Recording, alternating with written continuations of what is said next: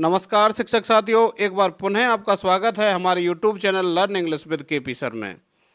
साथियों, आज की जो वीडियो है वह बहुत ही इम्पोर्टेंट होने वाली है, क्योंकि इस वीडियो में हम MGGS एग्ज़ाम के लिए टॉप 20 PYQ MCQs देखने वाले हैं। कौन से टॉपिक से रिलेटेड रहेंगे? वो रिलेटिव प्रोनाउन से रिलेटेड रहेंगे। पिछली बार भी जब आपका एग्ज़ाम हुआ था तो उसमें भी इस टॉपिक से आपसे क्वेश्चन पूछे गए थे, और इस बार भी डेफिनेट करीब 4 क्वेश्चन आपसे पूछे जाने की संभावना है। तो इस वीडियो में आप अपनी तैयारी को चेक कर सकते हैं कि आपकी तैयारी कैसी चल रही है। क्योंकि इस वीडियो में हम क्वेश्चंस देखेंगे, उनके विकल्प रहेंगे, तो आप पहले उनका आंसर देने का प्रयास करें, उसके बाद आपका जो आंसर है उसको चेक करें, तो उससे आप अपनी तैयारी को भी चेक कर सकते हैं। दूसरी बात, यदि आपकी तैयारी में कोई कमी है तो आप उन कॉन्सेप्ट्स को सीख भी सकते हैं। तो आइए वीडियो को शुरू करते हैं, लेकिन वही एक निवेदन रहेगा आपसे कि यदि आप हमारे चैनल पर नए हैं और चैनल को सब्सक्राइब नहीं कर रखा है तो प्लीज़ चैनल को सब्सक्राइब कर लेना, ताकि हमारी वीडियोज़ आप तक पहुंचती रहें। तो आइए देखते हैं पहला क्वेश्चन। तो पहला क्वेश्चन है, आई know the man Khalistan helps everyone. अब आपके सामने विकल्प हैं होम, विच और हु और हुज। अब इन चारों में से आएगा कौन सा? तो साथियों, यहाँ पर देखिए, सेंटेंस का आपको थोड़ा सा अर्थ निकालने का प्रयास करना है। आई नो द मैन यानी मैं आदमी को जानता हूँ।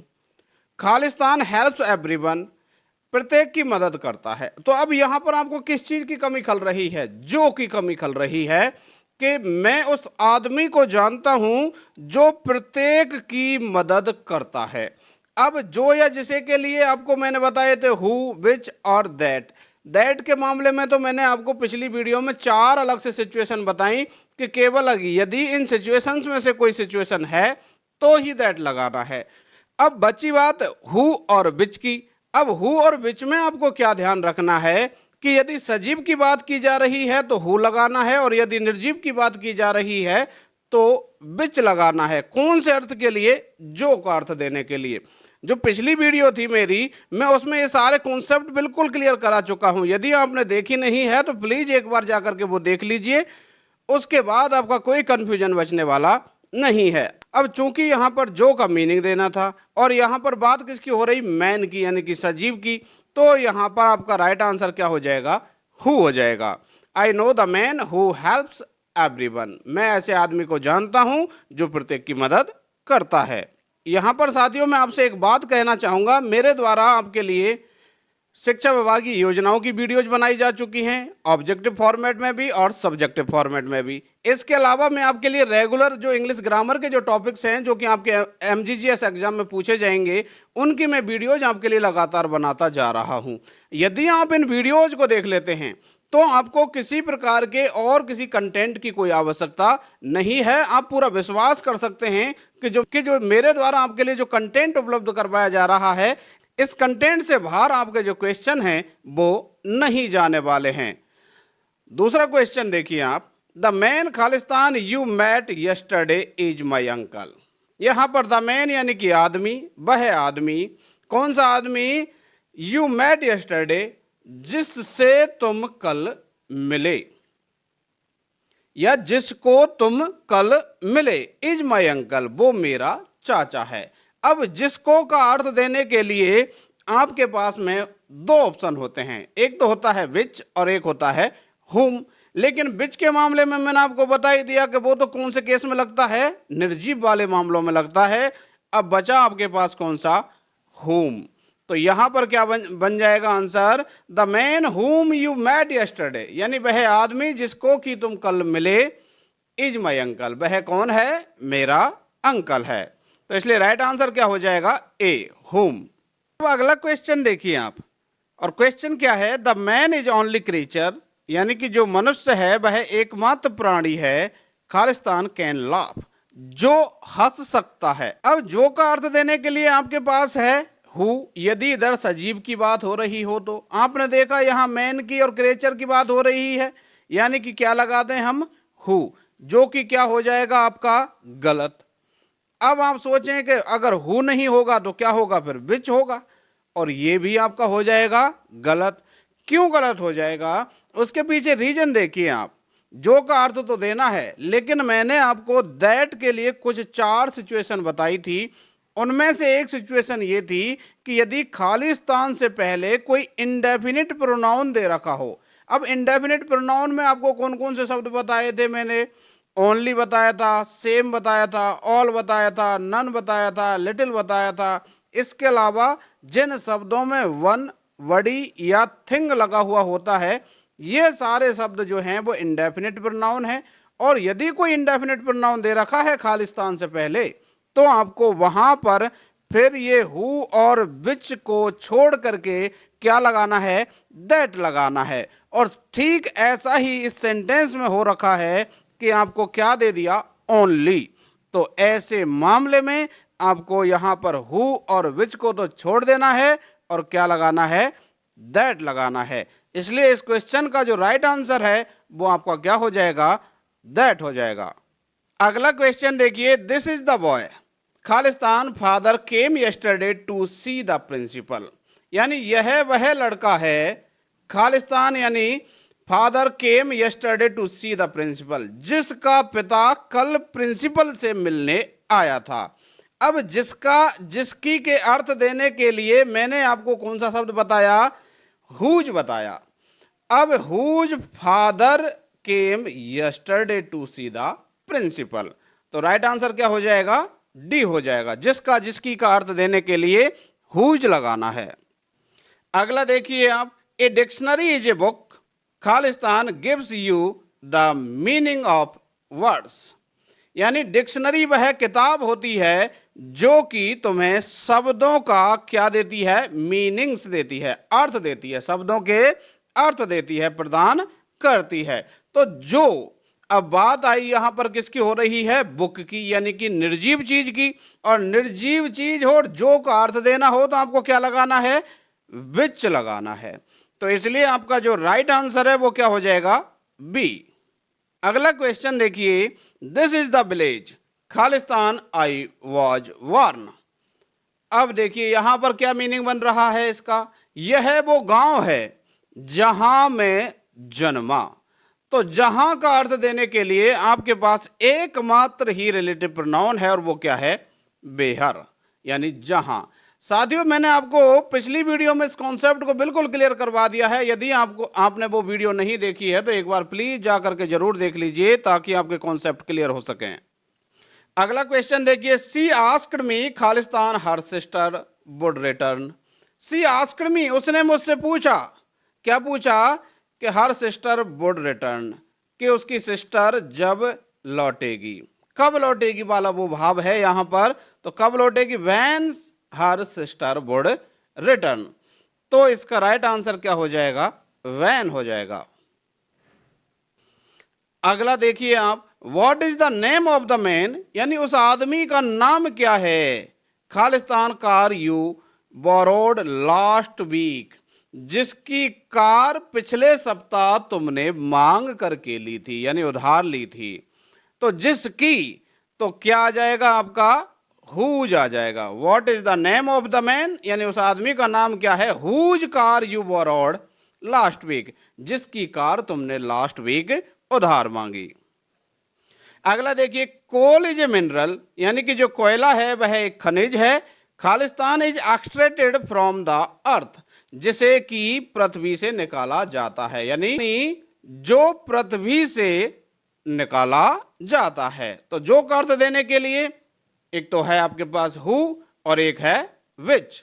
अब जब बात हो रही हो निर्जीव चीज की, मिनरल, खनिज, कोल, कोयला, इनकी, तो आपको क्या लगाना है? विच लगाना है। और दैट के लिए तो वो अलग से 4 बात है ही। अगला देखिए आप, द मैन खालिस्तान यू मेट इन, और द यहां पर क्या है? मार्केट, और लिख लीजिए क्या है? मार्केट। तो the man you met in the market is our headmaster, यानी वह आदमी जिसको या जिससे तुम मार्केट में मिले, इज अवर हेडमास्टर। तो whom you met in the market, man whom you met in the market is our headmaster, जिसको या जिससे तुम मार्केट में मिले, तो आपका राइट आंसर क्या हो जाएगा? whom हो जाएगा। अगला क्वेश्चन देखिए, सी इज द गर्ल खालिस्तान always stands first in the class, यानी यह वह लड़की है जो कि हमेशा ही कक्षा में पहला स्थान प्राप्त करती है, यानी कक्षा में हमेशा ही पहले स्थान पर रहती है। तो जो और किसकी बात हो रही है? लड़की की, गर्ल की, यानी सजीव की। तो क्या आ जाएगा आपका हु। अगला क्वेश्चन देखिए आप, द लार्जेस्ट फिश खालिस्तान I ever caught was 1 metre long, यानी कि वह सबसे बड़ी मछली जो मैंने कभी पकड़ी वह 1 मीटर लंबी थी। अब यहां पर आप देख रहे होंगे एक शब्द आया है लार्जेस्ट, और मैंने आपको एक कॉन्सेप्ट बताया था, यदि खालिस्तान से पहले क्या दे रखी हो? सुपरलेटिव डिग्री दे रखी हो। क्या? Superlative degree. और ये क्या होती है? किसी एडजेक्टिव में जब एसटी या ईएसटी या मोस्ट लगा हुआ होता है तो वो वहां पर कौन सी डिग्री होती है? Superlative degree.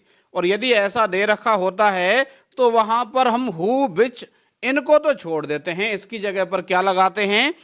दैट लगाते हैं। इसलिए जो इसका आंसर है क्या हो जाएगा? दैट हो जाएगा। अगला क्वेश्चन देखिए आप, this is the school Khalistan I was taught, यह वह स्कूल है जहां मुझे पढ़ाया गया। तो जहां के लिए आपको क्या लगाना है? बेहर आई वॉज टॉट, यानी जहां मुझे पढ़ाया गया। तो क्या आ जाएगा? बेहर। अगला क्वेश्चन देखिए, this is the boy Khalistan all admire, यानी यह वो लड़का है जिसको सभी एडमायर करते हैं। जिसको का अर्थ देने के लिए आपको यहां पर क्या लगाना है? हुम लगाना है। ये क्वेश्चन जो है वो आपसे पिछले एमजीजीएस के एग्जाम में पूछा जा चुका है। एज इट इज यही क्वेश्चन था, दिस इज द बॉय हुम ऑल एडमायर्स। तो यहां पर ये हुम इसका राइट आंसर होने वाला है। अगला क्वेश्चन देखिए, ये क्वेश्चन भी आपसे पिछले एमजीजीएस वाले एग्जाम में पूछा गया है। The lion Khalistan colour is white, यानी कि वह लॉयन जिसका रंग कैसा है? वाइट है, सफेद है। इज फ्रॉम अफ्रीका, वो कहां से है? अफ्रीका से है, यानी कहां का लॉयन है? वो अफ्रीका का है। तो जिसका रंग सफेद है, तो जिसका, जिसकी का अर्थ देने के लिए हु जाता है। तो the lion whose colour is white is from Africa. Right answer क्या हो जाएगा? Option D.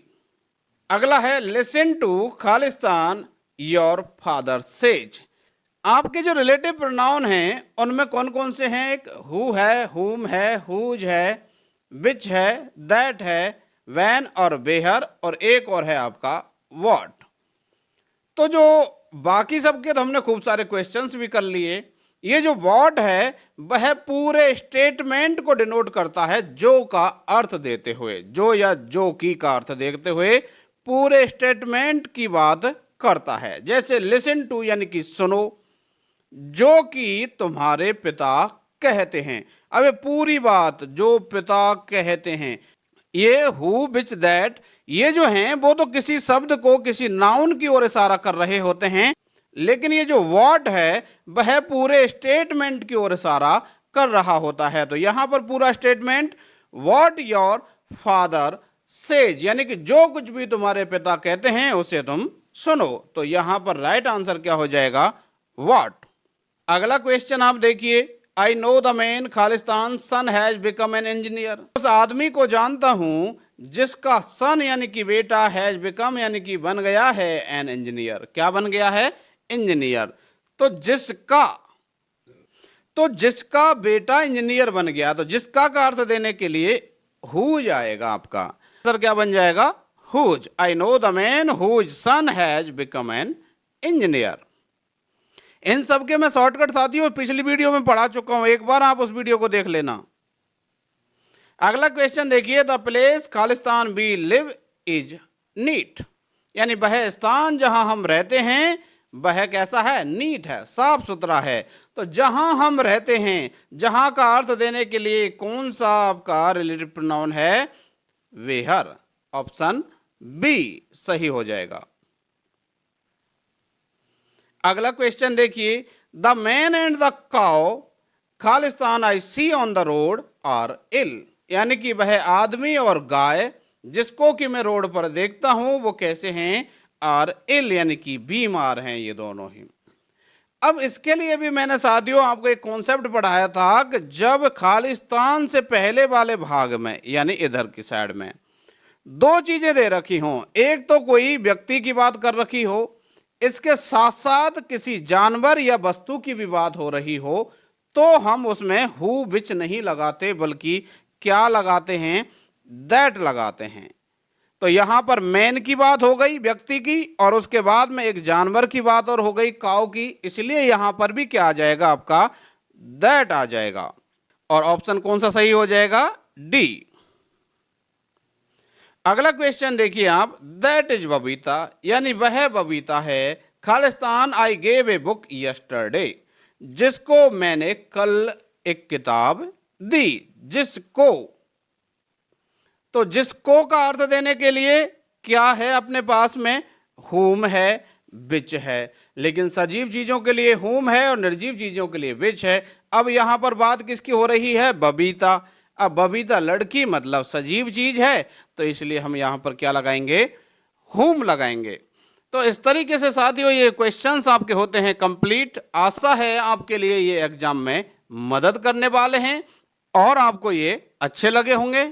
और यदि ऐसा है तो आप इस वीडियो को लाइक करके हमें मोटिवेट कीजिए, ताकि हमें और वीडियोज बनाने के लिए मोटिवेशन मिलता रहे। और यदि आप हमारे चैनल पर नए हैं और आपने चैनल को सब्सक्राइब नहीं कर रखा है, तो प्लीज़ इस चैनल को सब्सक्राइब करके बेल आइकन प्रेस कर लीजिए, ताकि हमारी आगामी वीडियोज के जो नोटिफिकेशन हैं वो आपको समय तक पहुंच सकें। मिलते हैं अगली वीडियो में। वीडियो को अंत तक देखने के लिए धन्यवाद।